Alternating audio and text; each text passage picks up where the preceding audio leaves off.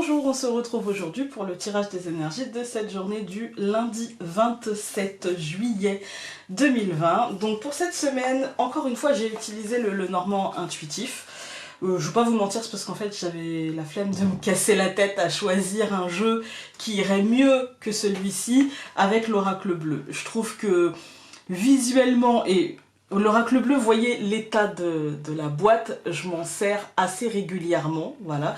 Tellement que le livret à l'intérieur est déchiré, en fait, parce que comme je m'en sers jamais du livret et que je l'ai laissé dans la boîte et que le jeu je l'utilise quasiment, enfin de toute façon c'est pas quasiment, c'est à chaque consultation, pour ceux qui prennent des consultations avec moi, vous savez que je l'utilise à chaque fois. Et du coup en fait, la boîte est complètement abîmée, mais je l'ai déjà utilisé avec le Lenormand intuitif, très régulièrement. Et c'est vrai, je me suis dit, mais en fait, tu l'as jamais pris en vidéo, je crois. Ou peut-être une fois. Donc pourquoi pas, voilà. En plus, vous voyez, il est quand même beau. Mais je crois que j'en avais fait une présentation. Après, je fais plus de présentation parce que vous trouvez plein de chaînes qui en font. Donc si vous voulez voir, honnêtement, vous trouverez des présentations de ce jeu.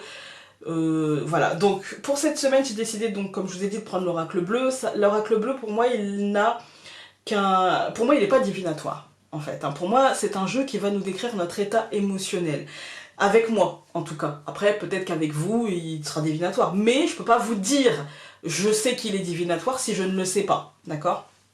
Souvent on me pose la question, donc je préfère être honnête et puis vous dire pour moi en tout cas il n'est pas divinatoire. Il est très joli.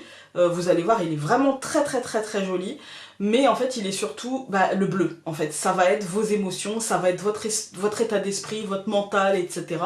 Et puis du coup, on va voir dans quel état d'esprit chaque jour on sera, et puis avec le Lenormand, des détails, comme d'habitude, hein. Allez, c'est parti, n'hésitez pas à aller faire un tour sur YouTube, à vous abonner, à mettre un pouce bleu. Décidément, c'est la semaine du bleu. C'est parti. On en a 3 qui se sont retournés. J'ai l'habitude de prendre ce qu'il me donne avec celui-ci. Donc je garde mes habitudes en fait, hein. Je suis pas très exigeante avec celui-ci dans je veux tant de cartes, etc. machin. Parce que j'ai remarqué qu'en fait toutes les cartes qu'il pouvait me donner étaient très importantes. Donc aujourd'hui on a la carte de la nuit. Alors encore une fois, ceux qui le connaissent vont se dire mais elle l'interprète pas du tout comme le livret, etc.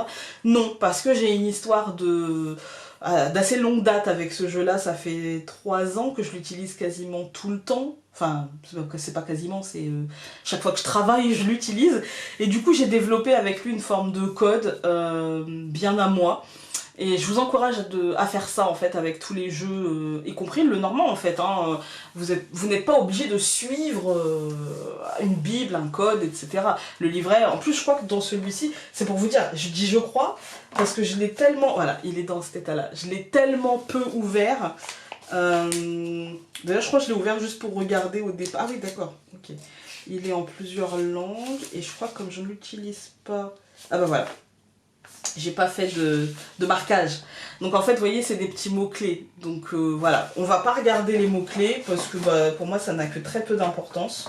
Et je vous encourage ce type d'oracle à le faire à votre sauce. Bon, la nuit aujourd'hui, pour moi, surtout accompagné des autres, pour moi, ça va nous montrer qu'est-ce que l'on se cache, en fait, hein. Qu'est-ce que l'on se cache? Voilà, c'est là, c'est bien là, mais du coup, qu'est-ce que, par rapport aux autres, hein, qu'est-ce que, dans le comportement de l'autre, ce que ça dit de notre inconscient. En fait, pour moi, la nuit, c'est l'inconscient.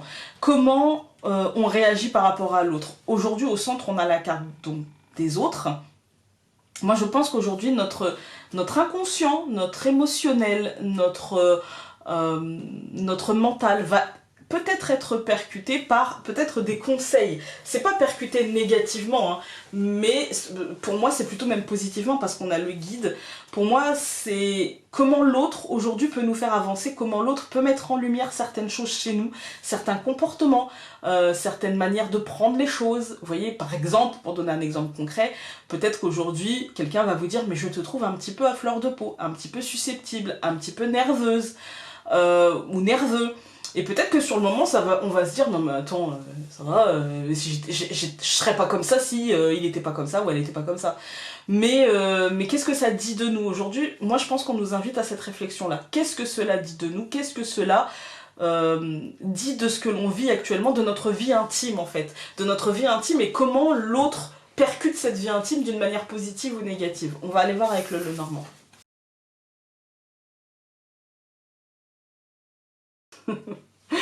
Alors, donc nous avons la maison pour commencer. La maison, c'est la carte de votre foyer, mais c'est aussi la carte de votre fort intérieur. Voilà, de ce qui vous habite. Aujourd'hui, j'ai plutôt l'impression que c'est le foyer.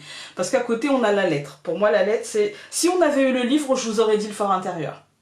Mais là, la lettre, pour moi, c'est forcément quelque chose qui vient de l'extérieur. Une nouvelle, un message, une réponse, quelque chose d'officiel, en fait. Hein. Je pense que c'est quelque chose qui aura un impact concret dans votre vie aujourd'hui et qui vous poussera peut-être à avoir des communications où on mettrait les points sur les i, les barres sur les t, ou même à avoir des choses en nous où on se dit ça peut mettre fin aussi à des réminiscences, à des choses... Parce que les oiseaux, c'est le dialogue, en fait. Les oiseaux, c'est les blabla, les cuicuis, c'est le dialogue. Voilà.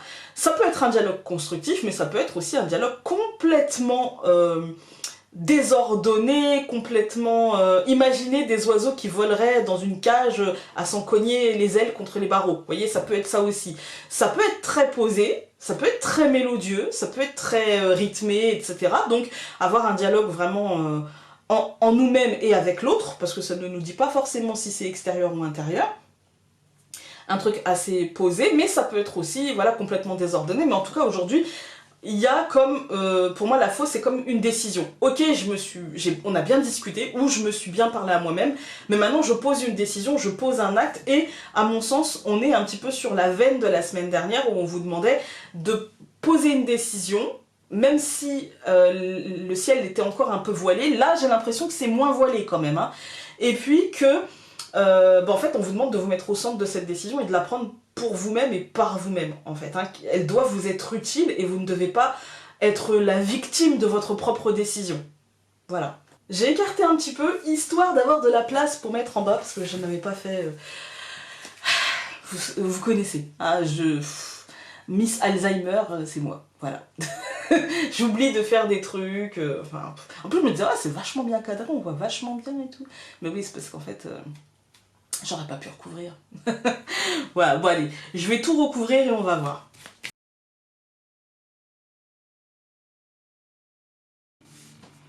Ok, bon, écoutez, aujourd'hui on a donc la maison et on a recouvert par l'ado. L'ado, c'est une carte, comme je vous dis, supplémentaire, c'est une carte qui peut représenter la joie de vivre, qui peut représenter l'insouciance, un peu comme l'enfant, mais souvent c'est en rapport avec l'extériorité. D'accord? Parce que l'adolescence... voyez cette énergie d'adolescent. Voilà. Voyez cette énergie d'adolescent. On a tous été adolescentes ou adolescents et on a tous été influencés, soit en réaction par rapport à ce qu'on voit et donc on fait les trucs inverses, que tout le monde, on veut pas être comme tout le monde, etc.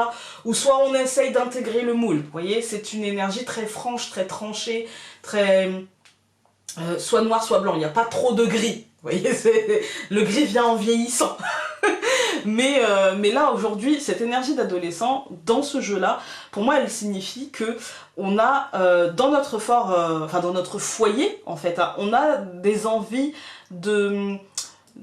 comment dire, de choses franches, en fait, des envies de choses très tranchées, soit oui, soit non, en fait. Hein. Et là, c'est ce qu'on va avoir. Pour moi, l'adolescent nous dit, il n'y a pas forcément d'instabilité, il y a une vraie joie, par contre, parce que derrière, on a la lettre et l'anneau, et là, c'est l'engagement, on va dire le partenariat, l'association, mais surtout l'engagement, d'accord? Pour ceux qui sont en couple, ça peut être pas une déclaration officielle, mais un truc, un engagement, on va dire, un engagement officiel, et puis on sera, comme des adolescents, on sera un petit peu, voilà, hein, tout feu tout flamme, et ça pourrait être bien dans le couple, mais en dehors de ça, ça peut signifier, par exemple, pour ceux qui sont en recherche d'emploi, ça peut signifier un truc qui va commencer, mais qui sera assez jeune, qui n'apportera pas forcément une stabilité par rapport à ce contrat.